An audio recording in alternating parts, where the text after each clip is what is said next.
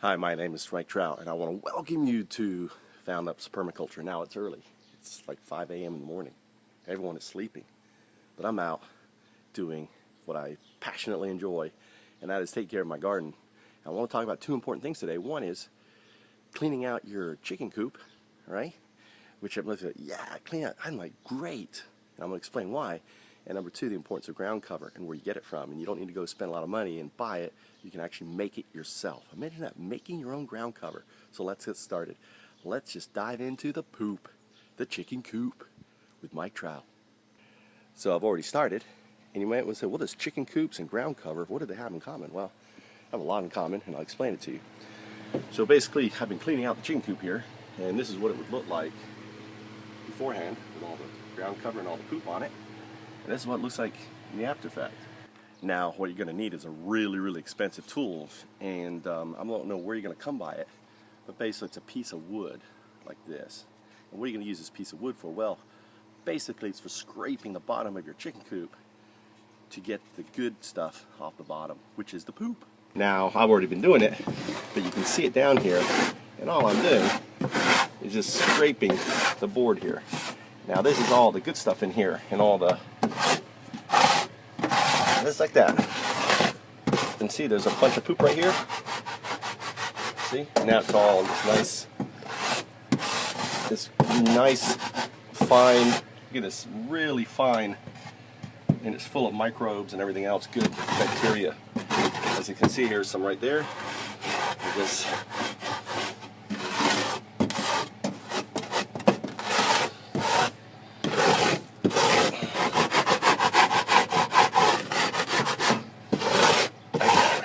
So this is why I designed my coop to have this removable door right here, so I can get in there, get really in there.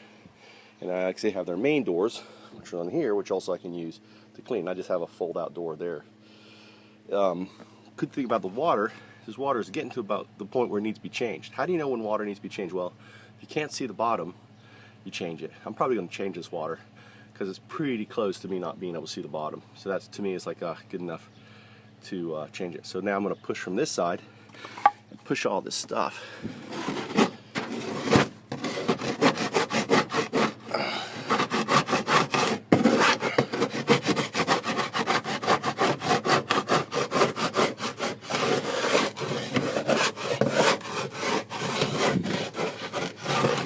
So notice I have grow lights in here, and the idea for me is actually I'm going to probably put a tray in here to grow plants that are going to hang down from the heat.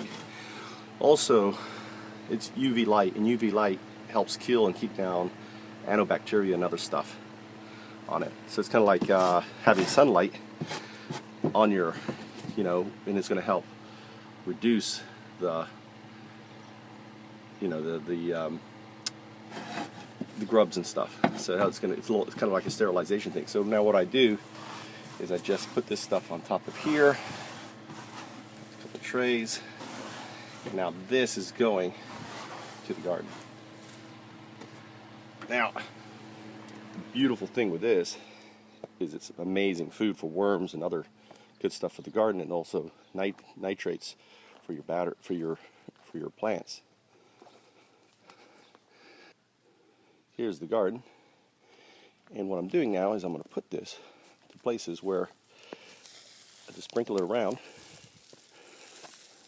and you can see I have ground cover on.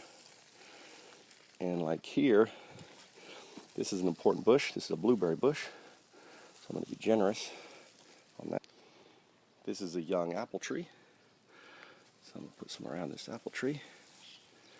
All right, and now here's the ground cover part. As you can see, I just put it on top of the ground cover and let it filter down through. That way, it's not strong on it. Now, like places like here, as you can see, there's no ground cover. I'm going to put ground cover on there. This is my little blueberry tree, which I've had for a year now. It really isn't growing. So I'm hoping now, with the chicken addition, it's going to really shoot up. And there you go. Now, let me talk about ground cover a little bit. And this is what you want to try to avoid is seeds. These are dock seeds right in here. So I'm having to pick those out. Now, I like docks, but I really don't want to grow them in my garden.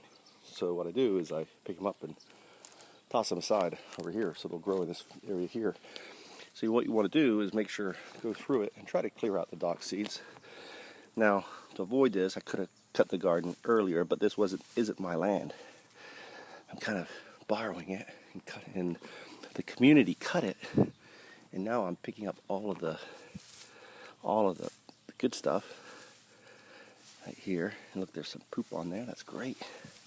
Picked up this ground cover. There are two very, very important reasons for ground cover. And the number one reason is moisture. It traps moisture into the ground. And ultimately, that moisture is what keeps the soil moist. It keeps the roots moist and everything else. If you have direct heat or light on your soil, it becomes like this. Very dry, right? And that's not good for any sort of plants. You don't want your soil looking like this. Now, if you have ground cover and you move it aside, well, that's new ground cover. You can find some ground cover that's been here for a while. Maybe here. All right. This soil, there you go. You see how nice and how rich and warm and nice this soil is, right? And there, I have moles, but I don't really care about the moles because they churn up the soil and they eat the worms and they poop. So to me, a mole is a guy who puts bacteria, nitrogen into the soil. At first I fought them, but now I'm like, you know what? I'm just going to go along with you guys. The other important reason is worms. Worms, to get away from moles, want to sit on top of the soil where moles can't get them. And they'll mate and they'll have babies. So by having ground cover down, you're going to encourage worms to propagate in your garden. So I got a lot of ground cover, and where is this ground cover coming from? Well, this grass was cut here. And now I'm taking all this ground cover from here and also from the pen and putting it down on the garden. Any feathers I see, I pick up and actually put them back into the pen on the top here. This is their egg laying, so I'm putting feathers in there. I hope you enjoyed this talk on Foundups Permaculture, which is my adaptation of permaculture, which is slightly different, not in a big way. Basically, Foundup Permaculture is all about doing little iterations of your permaculture. Instead of the traditional permaculture where it says design everything, how it's going to go, and everything's where it's going to go, I'm talking low because everyone's still sleeping.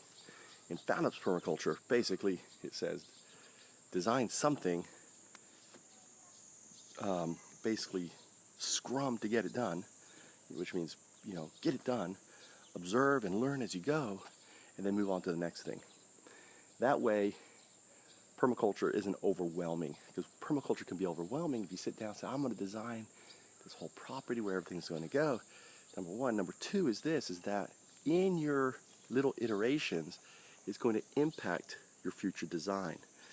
So my argument is this, is you cannot design what the entire place is going to look like unless you do those iterations, because those iterations will teach you the next step, so to speak, will inform you, the information that you gather from those iterations, and you'll have a better idea for that usage of the space. Whereas if you're just approaching it for the first time and you don't really know what you're doing, now obviously if you've been doing permaculture for 20 years, probably that's not the case, because you understand kind of probably the condition of the soil and what you want to do and placement of this and that and everything else. And there are core things which I don't disagree with, like where do you place stuff, and you want your herbs near your kitchen and stuff like that, what zones. I agree with all that with permaculture. It's just that my opinion is you want to basically design as you go.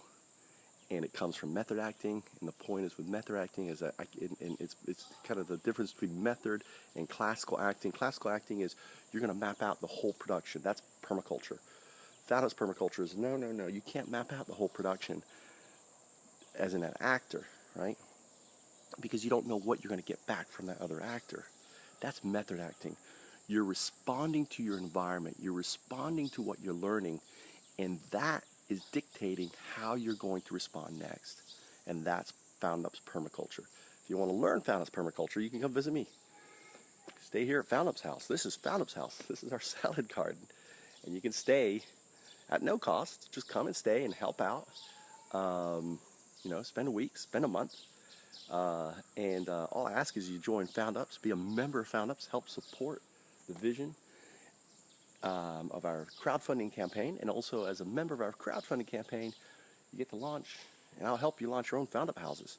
And a Foundup house is a cross between a permaculture homestead, that's what I'm developing here, a hacker house where people can stay and work on their Foundups, and Foundups are ideas for solving problems. And finally, they're a fabrication lab where you make cool stuff, and, you know, like convert your car into a solar car, like I have done, putting on solar panels and other things, CNC routers, 3D printers, little hacker space. And it has a tool rental, so people can come and borrow tools, anything they want. Why does everyone need to have a lawnmower? One hacker house in a community can have a lawnmower. People could stay at the hacker house, the Foundup house, and people say, hey, I need my lawn cut. Call the Foundup house. And then you go out, someone cut the lawn, and you say to them, hey, you go, how much is this? Well, no. It's part of the service of Foundups house. If you like the service, you hand them a card, and you say, you know, help support this Foundup house. It's a pay it forward as you go, and the supporters of our crowdfunding campaign ultimately is making it possible for me to give yogurt to the neighbors and create all these cool products, and you know, because we're paying it forward, and I want to encourage others to start living life the Foundups way. Foundups Permaculture, Foundup houses, Foundup business model, everything is about helping to save the planet together. My name is Mike Trout. Thanks for watching, and you can click on this link somewhere around here, probably up here, and help support Foundups. You'll notice there are no ads. I don't support the Google AdWord network, so by supporting Foundups, you're also supporting videos like this. Thanks.